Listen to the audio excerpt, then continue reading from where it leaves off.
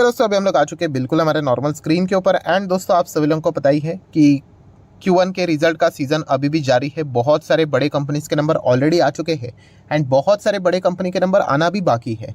ठीक है, तो यहाँ पे हम लोग बात करने वाले ऐसे कंपनीज के नंबर दोस्तों जो कि ऑलरेडी हमारे सामने यहाँ पे आ चुके हैं। एंड इंपॉर्टेंट चीज़ क्या है, ये सारी चीज़ें मुझे कमेंट सेक्शन से ही पता चलती है कि नंबर आने के बाद नेक्स्ट दिन मान लीजिए अगर स्टॉक भागा नहीं, ज़बरदस्त तेज़ नहीं भागा, तो हम लोग बोल देते हैं अरे नंबर घटिया है करके। तो दोस्तों ऐसा नहीं होता है। अगर आप एक लॉन्ग टर्म इन्वेस्टर हो तो आपका जो ओवरऑल व्यू रहता है वो कंपनी का जो ग्रोथ के हिसाब से आप लोगों ने चीज़ों को पकड़ना होता है। सो यहाँ पे मैं लगभग 3 से 4 कंपनीज आपके सामने यहाँ पे रखना चाहूँगा। सो अगर ये कंपनी आपके पास है तो बिल्कुल भी ऑपरेटर के झांसे में नहीं आना है। ऑपरेटर के झांसे में मतलब क्या कि मान लीजिए अगर ये स्टॉक्स को वो अगर और तोड़ देते, नीचे अगर लेकर आ जाते हैं, ठीक है, अगर लगातार बिकवाली कर देंगे जिनके पास बहुत पैसा है, तो क्या हो जाएगा कि स्टॉक्स नीचे आ सकते हैं। तो कृपया करके मतलब बोलते हैं ना कि पैनिक होके अननेसेसरली इन स्टॉक्स को हड़बड़ी में बेच मत देना, क्योंकि इन कंपनीज के सभी के नंबर ज़बरदस्त आए हुए हैं। देखिए ज़बरदस्त आए इसका अर्थ ये नहीं कि नेक्स्ट दिन वो 20% भागे, 25% भागे तो ही हम लोग उसको बोलेंगे कि ज़बरदस्त नंबर। नहीं, लॉन्ग टर्म के हिसाब से अगर मैं बात करूँ कोई दिक्कत नहीं, इन नंबर्स में आप ज़रूर ज़रूर ज़रूर कंटिन्यू रह सकते हैं। ठीक है, अभी कौन कौन सी कंपनी जैसा है, तो पहली कंपनी है दोस्तों Asian Paint. Yes, Asian Paint के नंबर बहुत सुंदर रहे, बहुत मतलब बहुत कमाल के। देखिए छोटा मोटा कुछ एक्सक्यूज़ मिल जाता है जिसके चलते गिरावट हो जाती है, तो इसके चलते कोई पैनिक होने की जरूरत नहीं। अगर मैं 5 दिन का डेटा दिखा दूँ, ये देखिए आपने देखा ही था कि जिस दिन नंबर आए थे 4% गिरा था। ठीक है, सब कुछ बढ़िया था। कंपनी का रेवेन्यू, देन कंपनी के प्रॉफिटेबिलिटी की बात करें, एस्टीमेट्स को भी बीट कर दिया। ठीक है, तो उसके बावजूद ये चीज़ें देखने को मिल रही है, तो अननेसेसरली पैनिक में आके इतने अच्छे कंपनी को लॉस में मत बेच देना। बस इतना ही यहाँ पे कहना चाहूँगा। बाकी अगर आप प्रॉफिट में बेचना चाहते हो वो आपका कॉल, बट अगर आप मान लीजिए किसी ने हड़बड़ में ऐसे ही खरीद लिया होगा एंड अगर उनके बाइंग के बाद ये गिरावट देखने को मिल रही होगी, तो प्लीज़ ऐसे कंपनी को लॉस में बचना। मतलब बहुत कमाल की कंपनी। इनफैक्ट अगर आप शेयर मार्केट के पक्के खिलाड़ी हो ना, आप तो लिटरली प्रे करोगे कि ये स्टॉक जितना हो सके नीचे आ जाए, क्योंकि हर किसी को पता है इसकी जर्नी लेफ्ट टू राइट ऊपर ही रहेगी। एंड हमें क्या मिल जाएगा, पीटी करने के लिए मौका मिल जाएगा। मतलब साल भर की बात करें, आप देख सकते हो एक ज़बरदस्त मौका यहाँ पे दिया था। ठीक है, लगातार बाइंग करते करते करते एवरेज इसी के आसपास आ जाता है। अगर आप 2x का प्रॉपर फॉर्मूला इस्तेमाल करते हो तो जैसे स्टॉक भागता है 12.5% तो ऐसे ही बन जाता है, 20-30% रिटर्न बन जाता है। ठीक है, तो बस बताने का मकसद क्या है कि ऐसे कंपनी में कोई पैनिक बिनिक करने की जरूरत नहीं। निफ्टी 50 की कंपनी है, इतनी पुरानी कंपनी, 80 साल अभी इस कंपनी को भी यहाँ पे हो चुके हैं। बड़े बड़े इसमें हम लोग को ये कंपनी काम करते हुए देखने को यहाँ पे मिल जाती है। दैन अगर हम लोग बात करें तो आप कंपनी का मार्केट शेयर भी देख सकते हैं, 3-3 लाख करोड़ का मार्केट कैप देखने को मिल रहा है। और ये ऐसी कंपनी होती है ना दोस्तों जहाँ पे बड़े बड़े लोग बड़ा बड़ा पैसा लगा देते हैं, क्योंकि हर किसी को क्या चाहिए, 5 साल में पैसा डबल चाहिए। ठीक है, तो उस हिसाब से इसमें देखा जाता है। मतलब लिटरली लोग 5 करोड़ 10 करोड़ 20 करोड़ भी इस कंपनी में रख लेते हैं, क्योंकि उनको पता है 5 साल में डबल हो जाएगा, 40 करोड़ भी बन गया, हो गया काम।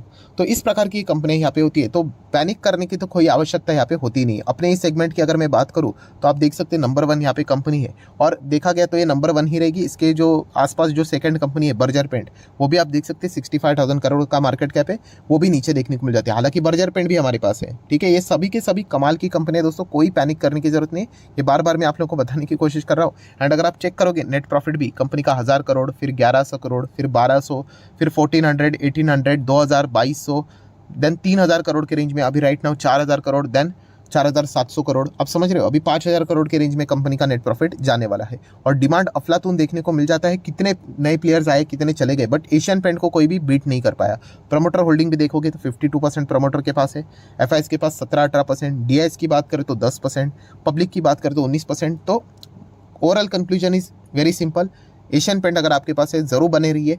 नंबर्स के बाद भागा नहीं, इनफैक्ट नीचे चला गया तो इसलिए बेचना चाहिए, ये कोई सेंसिबल बात बनती नहीं। अगर आप वेल्थ क्रिएटर हो, लॉन्ग टर्म इन्वेस्टर हो, तो ऐसी चीज़ों से आप लोगों ने कोई प्रभावित यहाँ पे होना नहीं चाहिए। सेकंड कंपनी है दोस्तों आईसीआईसीआई बैंक।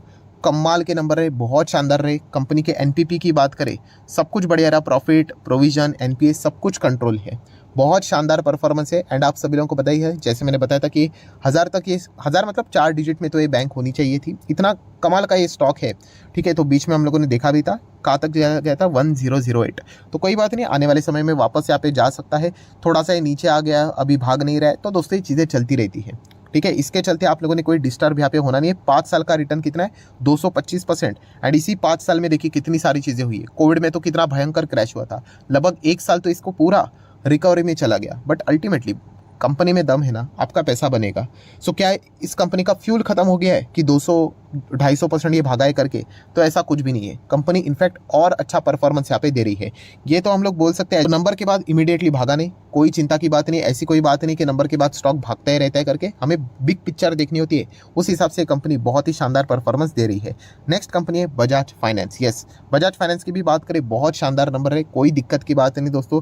अगर हम लोग AUM की बात करें, प्रोविजन की अगर हम लोग बात करें, ठीक है, नेट प्रॉफिटेबिलिटी की बात करें, NP की बात करें, सब कुछ ठीक रहा। थोड़ा सा प्रोविजन बढ़ते हुए देखने को मिला था, बट चल जाता है दोस्तों। जैसे मैं बार बार बोल रहा हूँ, अगर आप किसी भी क्रिकेटर का नाम लोगे कि अच्छा खेलता है करके, तो इसका अर्थ ये नहीं कि वो हर मैच में सेंचुरी, हाफ सेंचुरी मारेगा, ऐसा बिल्कुल भी नहीं।